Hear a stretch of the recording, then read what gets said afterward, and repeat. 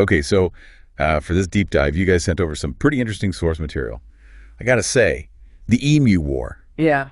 I mean, is this for real? It does sound like something you'd see in a comedy sketch or something, right? But no, this was a real event that happened. Wow. So we're talking like Australia, 1932, That's right, 1932. and the Australian army is actually like going up against emus. Yeah, they found themselves facing off against emus. Emus, like those big fluffy birds. Yes, those flightless birds. Okay, so like, what in the world led to this? I mean, I need the backstory here. Yeah, so we got to go back to post-World War I Australia. You've got a nation that's grappling with the Great Depression, and you have a lot of farmers, and many of them were World War I veterans who are struggling to make ends meet. The government had encouraged them to increase their wheat production, and they'd promised these subsidies that never actually materialized. So these are people who are probably pretty tough. Yeah. You know, they know how to handle themselves. They know how to handle a weapon. They're already feeling kind of like down on their luck. Yeah. And then they've got this new problem. Yeah. Into the emus. Exactly. So emus, they naturally migrate after breeding season, and they head towards the coast. But when all this land was cleared for agriculture and there were all these water sources for livestock, it kind of inadvertently created this perfect environment for emus. And there were a lot of them, right? It Yeah. wasn't just like a couple of emus hanging out. Yeah, there were about 20,000 of them. 20,000. Yeah, it was quite a significant number. Okay, so you've got 20,000 emus. They're hungry. Mm-hmm. They come across these farms. Yeah. And I'm guessing they weren't super polite about sharing. No, they were not. They caused quite a bit of damage. They were eating the crops, they were destroying fences, and they were actually opening up the way for rabbits to come in and cause even more damage. Yeah. So it was quite a serious problem for the farmers. So the farmers dealing with this, what did they do? Did they try to like shoo them away or? Well, they appealed to the government. They appealed to the Minister of Defense, Sir George Pierce. They asked for help, and specifically, they requested troops armed with Lewis guns to deal with this emu problem. Wait, they wanted to bring in the army? Like a full-on military operation to take on these emus? They did. And you got to remember, these farmers, they were veterans, many of them, so they knew the power of a Lewis machine gun. So what did the government say?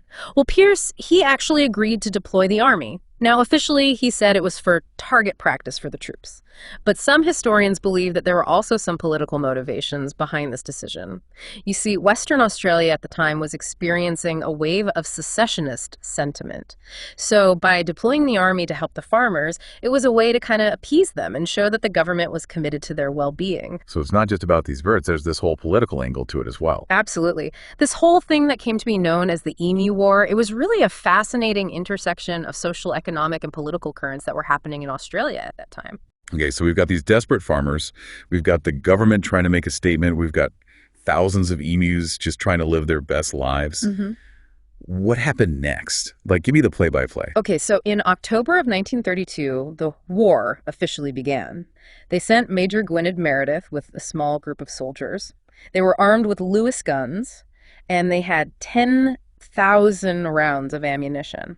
10,000 rounds. And they were sent to the Campion district to help the farmers. And interestingly enough, they were also tasked with collecting emu skins for light horseman hats. Wait, so they were going to go out there, fight these emus, and then turn them into fashion accessories? It does seem a bit ironic, doesn't it? Okay, well, you would think, right? You've got the army, you've got machine guns, you've got these big birds that can't even fly. This could be easy peasy. You'd think so, right? It sounds like shooting fish in a barrel. But it turned out that these emus were a bit more challenging to defeat than anyone anticipated. Really? So what happened when they actually tried to, like, take on these emus? Well, the emus are actually very agile and they're very difficult to pin down. So the soldiers tried to herd them into a kill zone, but the emus just scattered in all these different directions. So even with their military training and their Lewis guns, they were basically outsmarted by a bunch of birds. In a way, yeah. And even when they did manage to get a clear shot, the results weren't always that impressive. There was one encounter where a machine gun jammed after killing only 12 emus out of a flock of over 1,000. 12 emus? Out of over 1,000? Are you serious? Yeah, no, it's almost comical, right? It's like something out of a cartoon? It does have its funny side, but for the farmers, this was no laughing matter. This was their livelihood we're talking about. And for the soldiers, well, I imagine it was pretty frustrating and maybe a little embarrassing too. But the emus weren't done yet. They actually started raiding even more after that. I mean, the hot weather and the drought probably didn't help. Oh, man. So the farmers are like round two. Exactly. And they started asking the government for help again. Even the premier of Western Australia, James Mitchell, got involved. He was putting pressure on the government to do something about it. So did they send Major Meredith and his soldiers back out there? Did they even want to go back? Well, it doesn't seem like a lot of soldiers were really eager to go emu hunting, but there weren't a lot of experienced machine gunners in the state, so Meredith, he ended up going back to the front lines of the Emu War. Oh, man. I can only imagine what people were saying. Like, oh, hey, so what'd you do in the war? Oh, I fought some emus. Right. Not exactly the most glorious campaign. Okay, so was round two any more successful? Well, it started off a little bit better. In the first few days, they managed to kill around 40 emus. Okay, so some progress. Did they come up with some new strategy or something? Well, not really a new strategy, but they did change their tactics a little bit based on what they learned from the first encounter. But, the third day wasn't as successful as the first two, so they were still having some trouble. So what happened in the end? Did they win the war? Well, by December, they were killing about 100 emus per week. But Meredith said in his report that they used 9,860 rounds to kill 986 emus. Wait, 10 bullets per emu? That seems like a lot. Yeah, it does make you wonder how efficient they really were. And Meredith also claimed that another 2,500 emus died later from their injuries. But it's hard to know if that's really true. So even their victory is kind of a mystery. What did people think about round two? Were they still making fun of the whole thing? The media coverage was a little more serious this time. They weren't really focusing on the funny side of it anymore. They were talking about how much of a threat the emus were to the farmers. One newspaper even said that using machine guns was a good idea because it helped save some of the wheat crops. So maybe round two wasn't a total failure. Maybe not. But the emus were still a problem.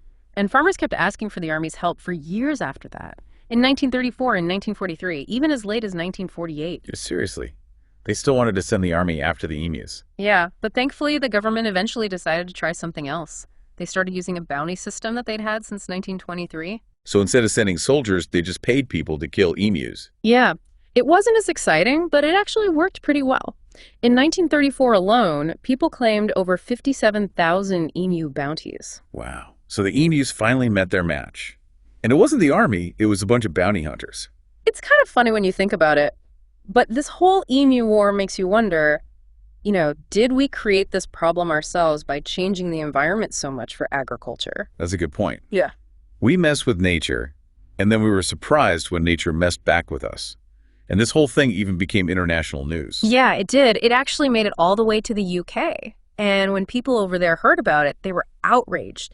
They thought Australia was trying to kill off a rare species. Wait, they thought emus were rare? I thought there were thousands of them. Well, maybe rare was a bit of an exaggeration, but it shows you how different people can see things differently. Even some Australian ornithologists criticized the war. They thought it was wrong to try to kill so many birds. So this little war in Western Australia ended up causing a big debate about conservation? Yeah, it did. It just goes to show that even something that seems small and local can have a big impact on the world. So what happened to the emus in the end? Did they ever give up? Well, they're still around today, but they're not really a big problem anymore.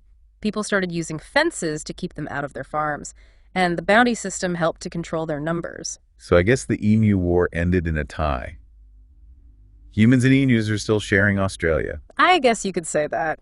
It just goes to show that nature is powerful, and we don't always win when we try to fight it. I mean, it's crazy, right? It sounds like a joke, but it really happened. Yeah, it's definitely a unique story, but it kind of shows you this bigger thing that's always happening, this battle between people and nature. Yeah, we're always trying to be in charge. Yeah. And then nature's like, nope, not today. Right. Remember those emus? They weren't going to let anyone tell them what to do. It's pretty amazing when you think about it.